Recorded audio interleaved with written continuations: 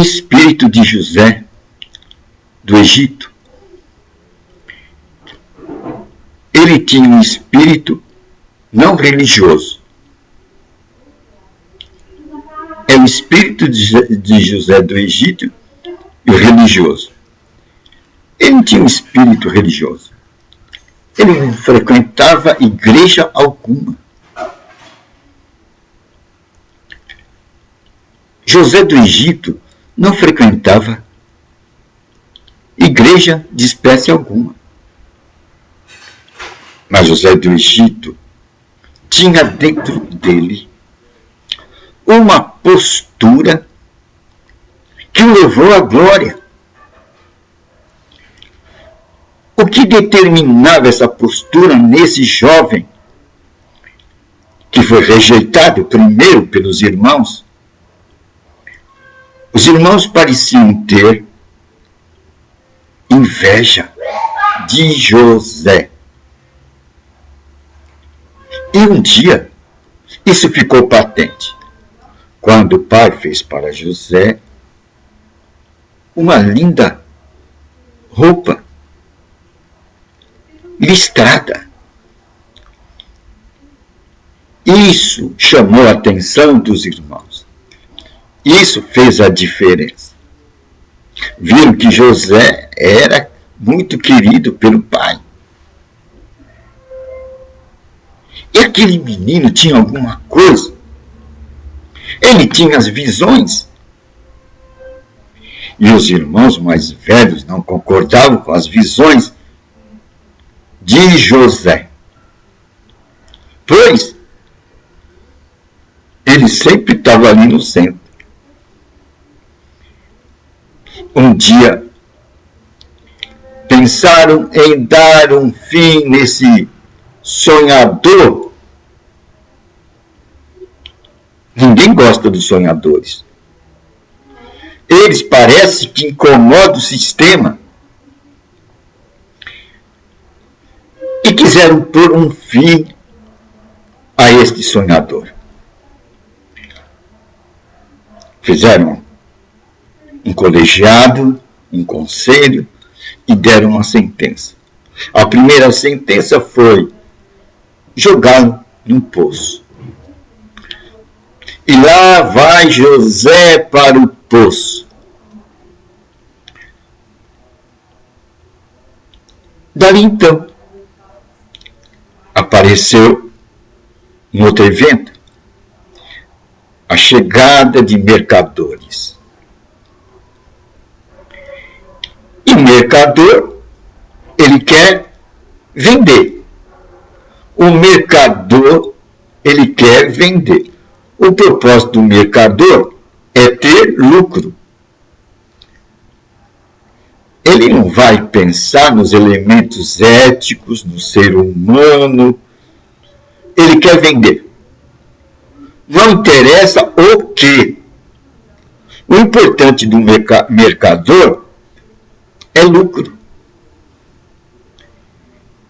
Então aparece a oportunidade dos irmãos livrarem-se de José. Entregam José na mão do mercador. O mercador pega esse produto, José, em suas mãos e o transporta para o Egito.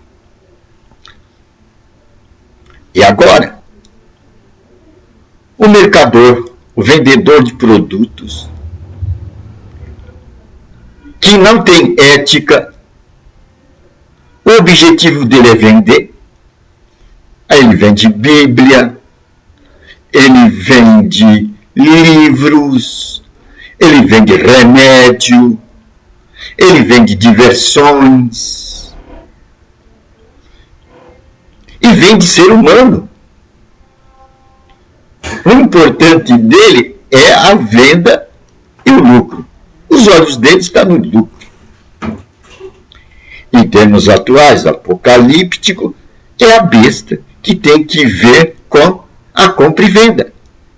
A besta que tem que ver com o sinal nas mãos e na mente. É a grande besta. Esta besta super-organizada que encanta os homens da terra com seus produtos, com as suas modas, com seus estilos.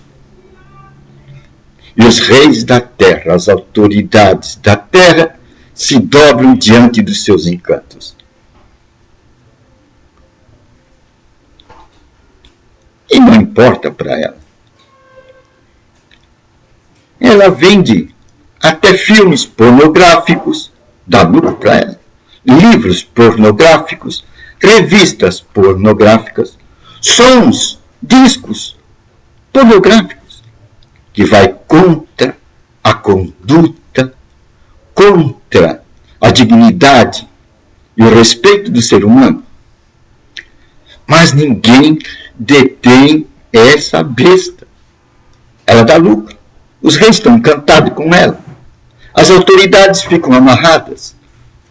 Não sabem o que fazer. Tem leis que condenam, que enquadram a pornografia. Filmes pornográficos estão aí. Revistas pornográficas estão aí. Sons pornográficos estão aí. E a grande besta está reinando, livre e espontânea. E ela até tem suas unhas.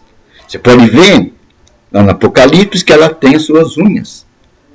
E as suas unhas são os seus gerentes, são os seus defensores de seus patrimônios, os seus vigias patrimoniais. Então aí é a garra da besta. Mas ninguém vê. Ninguém vê. E ela está surgindo forte em nossos dias. A besta está aí, mas ninguém vê. Ninguém vê a besta.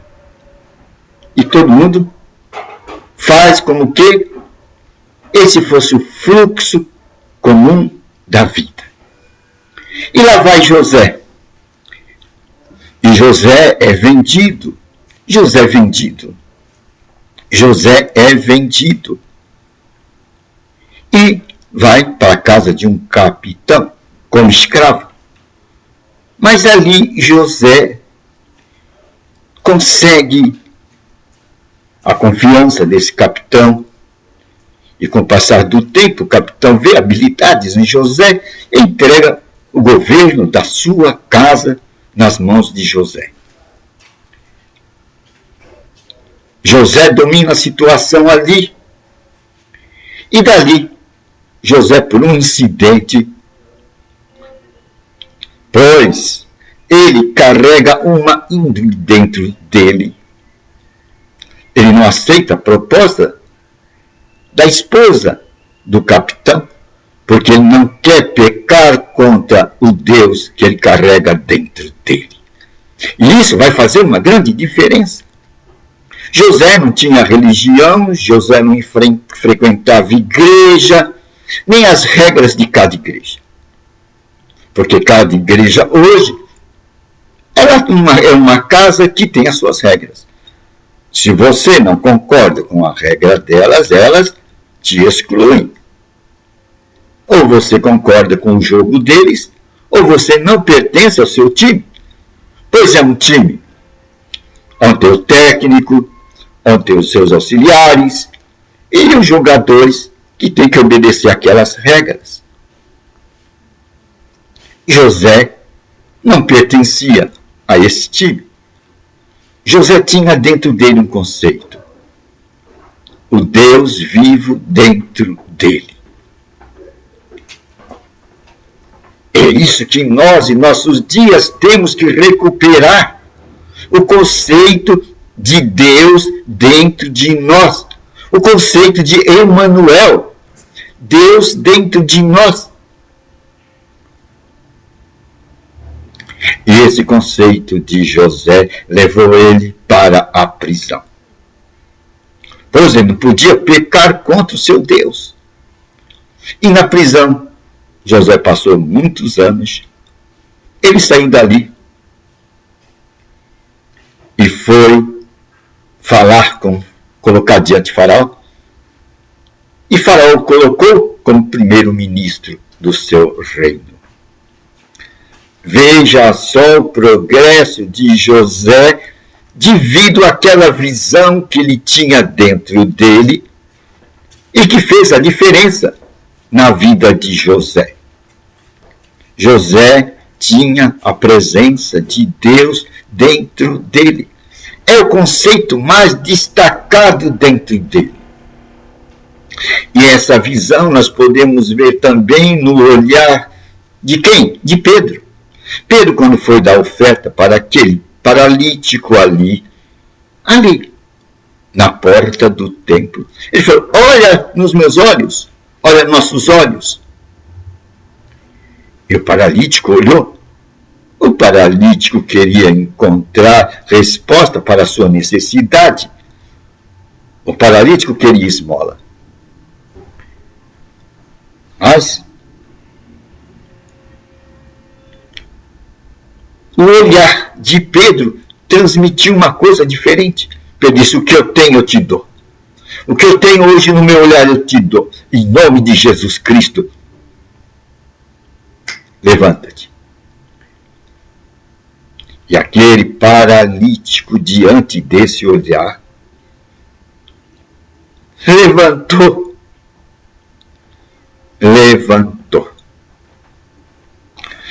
O que olhar era esse? Um novo olhar no olhar de Pedro. E quando aconteceu esse olhar? No Pentecoste. Pedro adquiriu um outro olhar no Pentecostes. Pois dia antes, esse mesmo Pedro tinha negado Jesus Cristo 3 vezes. E então, o que fez Pedro? Vou voltar a ser pescador. Vou voltar a meu primeiro lugar. Vou pegar as redes. Esse era um outro olhar de Pedro. Pedro voltava agora para a sua vida antiga. Pedro agora era um pescador. Pedro voltou para o velho olhar. Mas, no Pentecostes, Pedro adquiriu um outro olhar, a tal ponto que disse para aquele homem da porta: olhe em nossos olhos. Havia um outro olhar, um outro conceito no coração de Pedro. O que era? Jesus dentro dele. Agora Pedro criou uma outra postura. E dali ele foi enfrentar com grande ousadia os primeiros homens do estado de seu país. E esses homens admiraram a ousadia de Pedro e perceberam que Pedro era um pescador, um homem sem instrução. De onde vinha tamanha ousadia e clareza mental para um homem que tinha um olhar pescador, uma instrução de pescador. Aí perceberam que ele tinha estado com Jesus Cristo. E agora esse olhar de Cristo dentro do coração de Pedro faz a diferença. Pedro fala com ousadia. Embora ameaçado, ele diz: importa obedecer a palavra de Deus do que a palavra dos homens. Pedro enfrentou a realidade.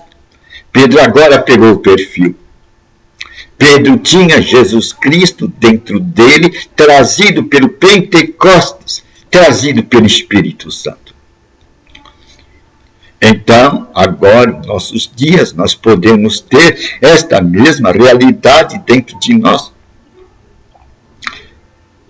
Jesus Cristo dentro de nós, trazido pelo Espírito Santo.